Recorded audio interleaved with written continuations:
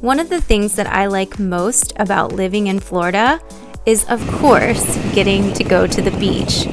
And no trip to the beach is complete without a super fun seashell hunt. I love walking along the sand and trying to find all kinds of different seashells of different shapes and colors and designs.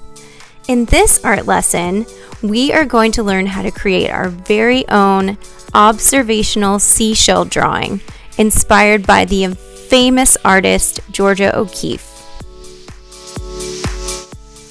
For this project, we are going to be using a lot of elements of art, but specifically, we want to learn how to use a variety of lines to create a realistic seashell drawing.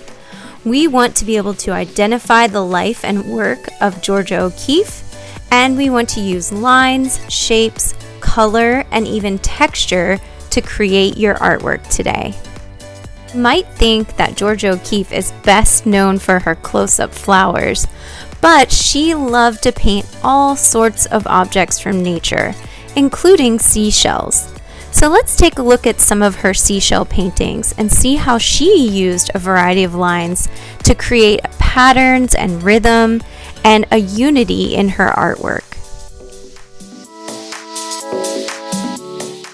Some background information about Georgia O'Keeffe is that she is known as the mother of American modernism. She was born on November 15th in 1887 in Sun Prairie, Wisconsin, and she died in Santa Fe, New Mexico on March 6th. Her artwork can be described in many different ways, including abstract expressionism, precisionism, and sometimes even realism. The supplies that you're going to need to create your seashell drawing are, of course, a pencil with eraser, and then you can use white paper or canvas. We're also going to be using watercolor paint and brushes, or if you're doing canvas, I actually used oil paint. And a Sharpie also comes in handy as well. The first seashell drawing that I did was actually on a small canvas, so I started using oil pastels instead of pencil. Now, it really helps if you have actual seashells to look at while you're drawing, because not only does it help you make your drawing look more realistic, but you can actually trace the shapes onto the paper or the canvas if it matches the size that you are looking for. So I arranged my seashells on the canvas, and then I traced the shape, the outline shape of them, with the oil pastel. Now, oil paint is definitely not as easy to use as watercolor paint. You can't mix oil paint with water. You have to use paint thinner or mineral spirits. But I do love oil painting because it allows you a lot of time to blend the colors and get a really deep variety of colors.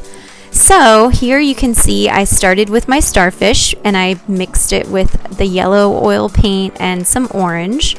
And then I started mixing white and blue in the background to make a sort of a pastel color. And then I used some darker colors to make shadows underneath of the shells to really create a sense of depth. So if you don't have actual seashells to look at, you definitely can use a reference photo or find a photo of the seashell that you want and arrange them in an order that you think looks very interesting. So you don't want them all just in the middle, you want to kind of arrange them in thirds. Now, the trick to making anything look realistic is to create many different values. So that means having light highlights on certain parts and then darker shadows underneath. So the oil paint really worked well creating these values, and they also helped to make the different textures. Have oil paint, do not worry, because you can also do this drawing on paper. So once you choose 2 seashells to use as your reference, then you're going to fold your paper in half and divide it into 2 equal spaces with your pencil. The next step is to look very closely at your seashells.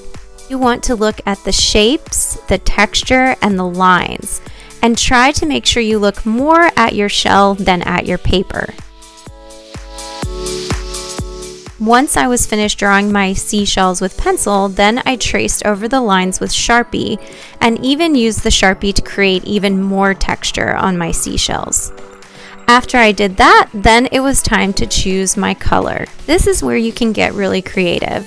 Your seashell might look like a white or even a yellow color, but that doesn't necessarily mean you have to use that color. I like to look at the color wheel and see which colors look good next to each other. And I started painting my first seashell using a small brush.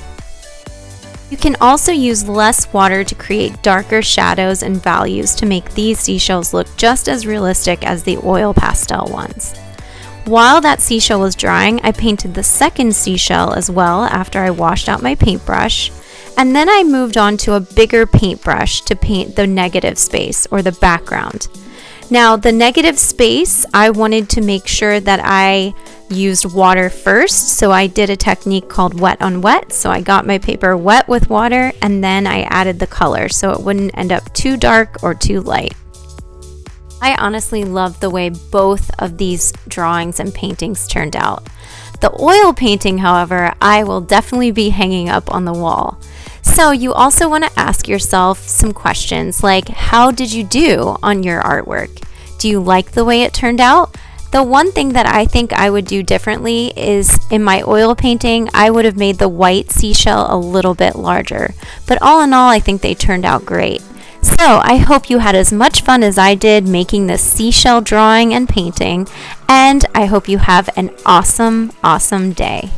Bye!